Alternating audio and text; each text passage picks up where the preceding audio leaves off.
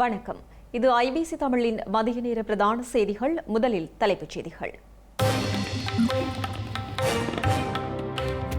இலங்கையில் உப்புக்கு தட்டுப்பாடு, விலை மேலும் அதிகரிக்கும் சாத்தியமா? ஊழியர்களை அச்சுறுத்தும் ஆணையிரவு உப்பள முகாமைத்துவம் நடவடிக்கை எடுக்க வேண்டும் எனவும் கோரிக்கை.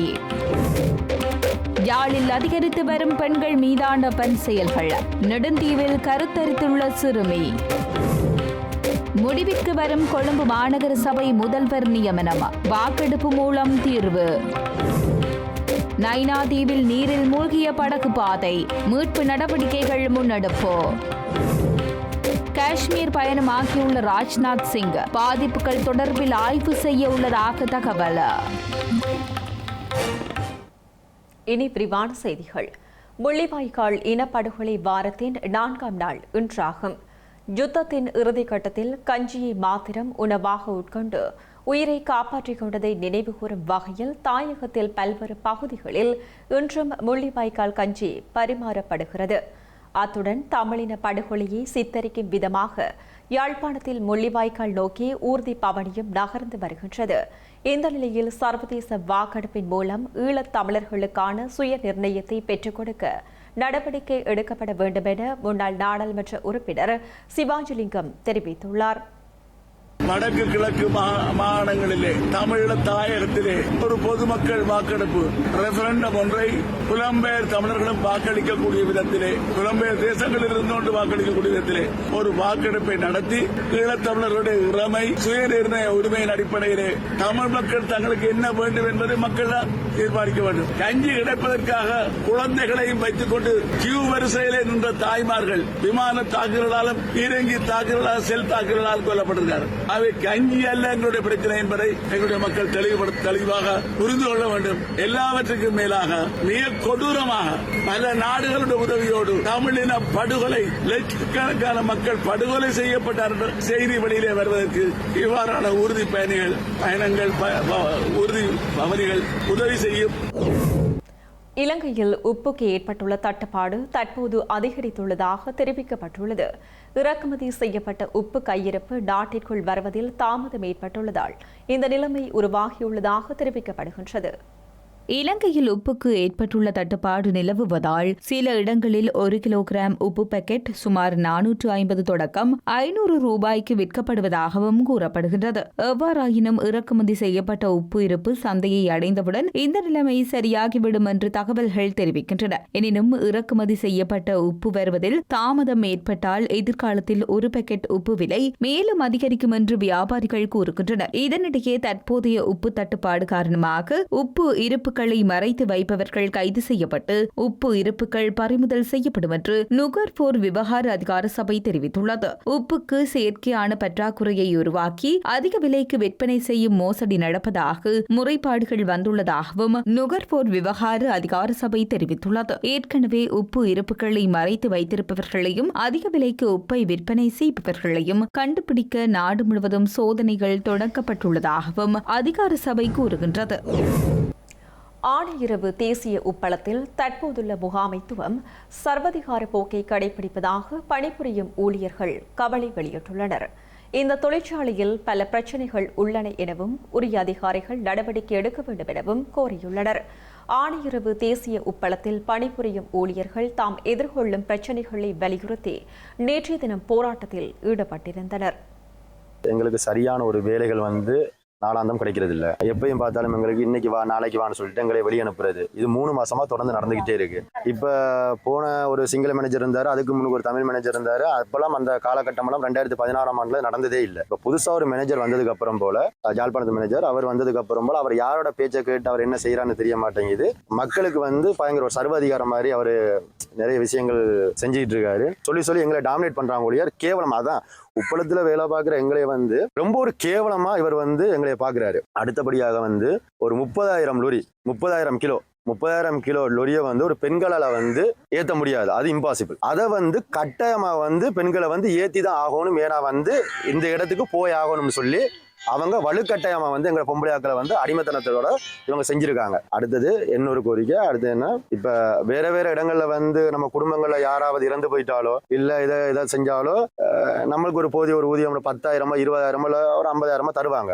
ஆனா எங்க குடும்பத்துல யார் இறந்தாலும் நாங்க தான் வசூல் பண்ணி காசு 100 ரூபாயோ 50 ரூபாயோ போட்டு பஸ்ஸுக்கு காசு பிடிச்சு அந்த பேனர் அடிச்சு அங்க தேசிய ஒப்பளம் சொல்லி நாங்க போட்டு எங்க மக்கள் அந்த எங்க சொந்தத்தோட இறப்புக்கு நாங்க போயிட்டு வரணும். அவ்வளவுக்கு ஒரு கேவலம் கட்டத்தனமான ஒரு கேடு கட்டத்தனமான மாறுதட்டி சொல்லலாம். வடமாகாணத்திலேயே பெரிய உப்பளம் மாநகர உப்பளம் கேடு கட்ட செயல் இந்த உப்பளத்துல நடந்துட்டு இருக்கு. இதை வந்து தயவு செய்து இதை பாக்குறவங்க யாரா இருக்கலாம் இல்ல பெரியவங்க யாரா இருக்கலாம் வந்து இதை தட்டி கேட்டு இதை வந்து ஒரு எப்படி ஒரு நல்ல ஒரு வழிகாட்டலுக்கு நீங்க கொண்டு போகணும். அதுதான் எங்களோட கோரிக்கை.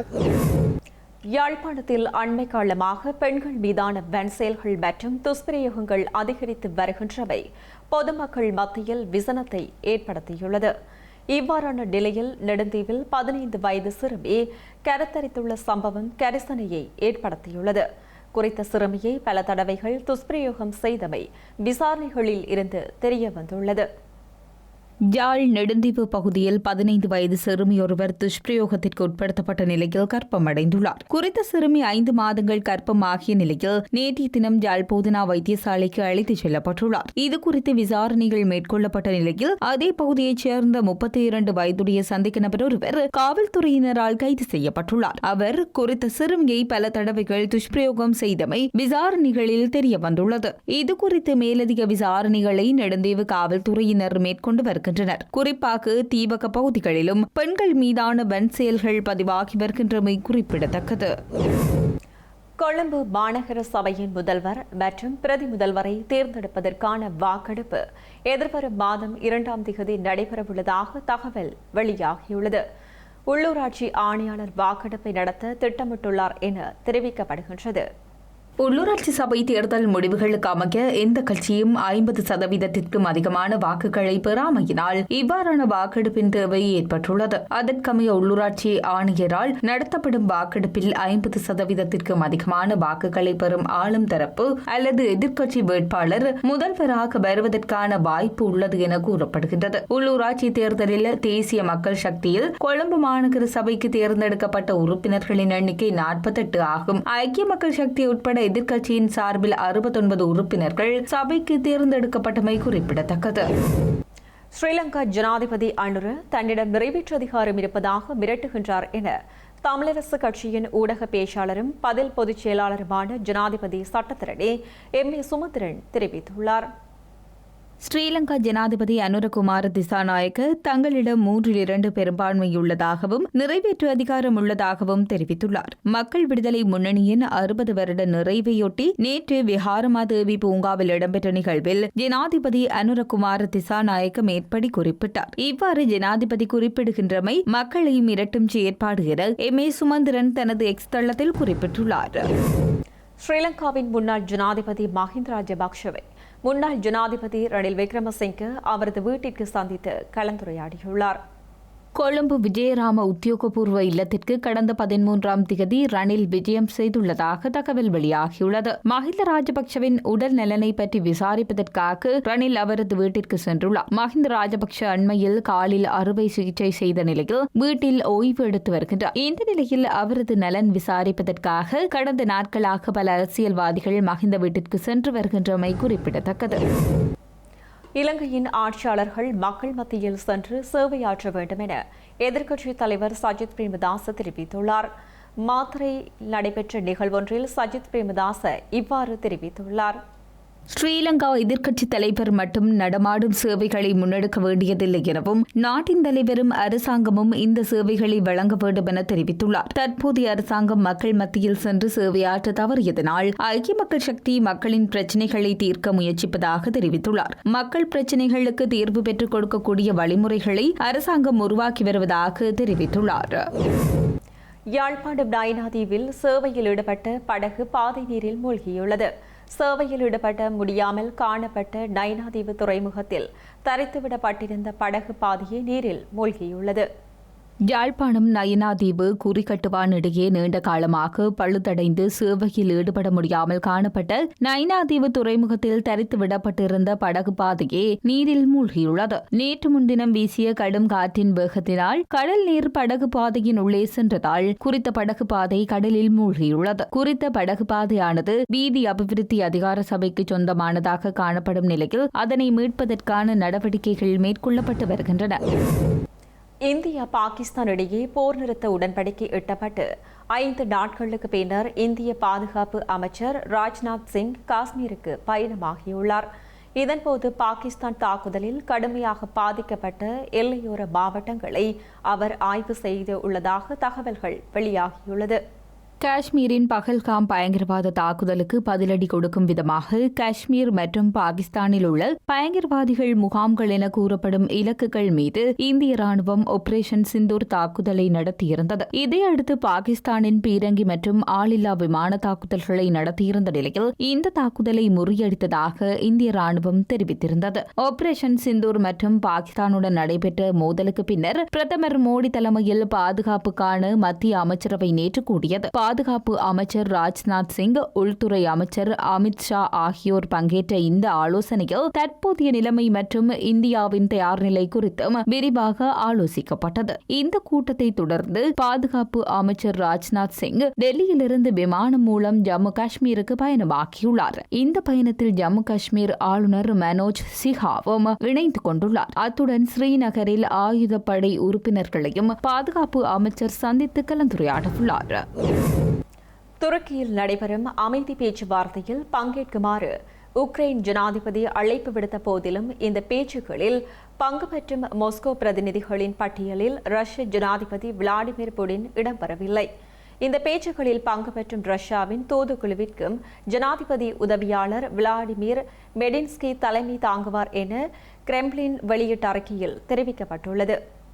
ஐரோப்பிய தலைவர்கள் கடந்த சனிக்கிழமை கியேவில் சந்தித்த பின்னர் மேற்குலக நாடுகள் 30 நாள் போர் நிறுத்தத்திற்கு அழைப்பு விடுத்திருந்தன. இதனைத் தொடர்ந்து இஸ்தான்புல்லில் நேரடி பேச்சுவார்த்தை நடத்துவதற்கான அழைப்பை ரஷ்ய ஜனாதிபதி விளாடிமிர் புடின் விடுத்திருந்தார். இந்த நிலையில் ரஷ்ய ஜனாதிபதி இணங்கினால் பேச்சுக்களில் கலந்து கொள்வதாகவும் விளாடிமிர் புடினை நேரில் சந்திப்பதை உறுதி செய்ய தம்மால் முடிந்த அனைத்தையும் செய்வதாகவும் அவர் உறுதியளித்துள்ளார். இதனிடையே விளாடிமிர் புடின் பங்கேற்றால் தாமும் கலந்து கொள்வேன் என அமெரிக்க ஜனாதிபதி சூசகமாக கூறியிருந்த போதிலும் தற்போது இஸ்தான்புல் பேச்சுக்களில் டொனால்ட் ட்ரம்ப் பங்கேற்க மாட்டார் என அமெரிக்க ஊடகங்கள் செய்தி வெளியிட்டுள்ளன. துருக்கி ஜனாதிபதி தையீப் எர்டோகனை அங்காராவில் வைத்து உக்ரைன் ஜனாதிபதி வெலடிமிர் செலான்ஸ்கி இன்று சந்திப்பார் என தெரிவிக்கப்பட்டுள்ளது. விளாடிமிர் புடின் கலந்து கொண்டால் மாத்திரமே இஸ்தான்புல் பேச்சுக்களில் தாமும் பங்கேற்பேன் என வெலடிமிர் செலான்ஸ்கி குறிப்பிட்டுள்ளார். ரஷ்யாவில் இருந்து இந்த பேச்சுக்களில் யார் பங்கேற்பார்கள் என்பதை பார்ப்பதாகவும் பின்னர் உக்ரைன் எந்த நடவடிக்கைகளை எடுக்க வேண்டும் என்பதை தாம் முடிவு செய்வதாகவும் அவர் கூறியுள்ளார். கொலைகள் நீடிப்பதில் எந்த ஒரு அர்த்தமும் இல்லை எனவும் ரஷ்ய ஜனாதிபதியை நேரில் தனிப்பட்ட முறையில் சந்திப்பதாகவும் உக்ரைன் ஜனாதிபதி கூறியிருந்த நிலையில் இன்றைய பேச்சுக்கள் இடம்பெறுகின்றன. செய்திகளின் நிறைவாக மீண்டும் தலைப்புச் செய்திகள். இலங்கையில் உப்புக்கு தட்டுப்பாடு, விலை மேலும் அதிகரிக்கும் சாத்தியமா? ஊழியர்களை அச்சுறுத்தும் ஆணையிரவு உப்பள முகாமைத்துவம், நடவடிக்கை எடுக்க வேண்டும் எனவும் கோரிக்கை. யாழில் அதிகரித்து வரும் பெண்கள் மீதான பெண் செயல்கள், நெடுந்தீவில் கருத்தரித்துள்ள சிறுமி. முடிவிற்கு வரும் கொழும்பு மாநகர சபை முதல்வர் நியமனம், வாக்கெடுப்பு மூலம் தீர்வு. நயினாதீவில் நீரில் மூழ்கிய படகு பாதை, மீட்பு நடவடிக்கைகள் முன்னெடுப்பு. காஷ்மீர் பயணமாகியுள்ள ராஜ்நாத் சிங், பாதிப்புகள் தொடர்பில் ஆய்வு செய்ய உள்ளதாக தகவல். இத்துடன் ஐபிசி தமிழின் மதிய நேர பிரதான செய்திகள் நிறைவு பெற்றன. உடனுக்குடன் செய்திகளை அறிந்து கொள்ள ibctamil.com என்ற இணையதளத்தை பார்வையிடுங்கள். வணக்கம்.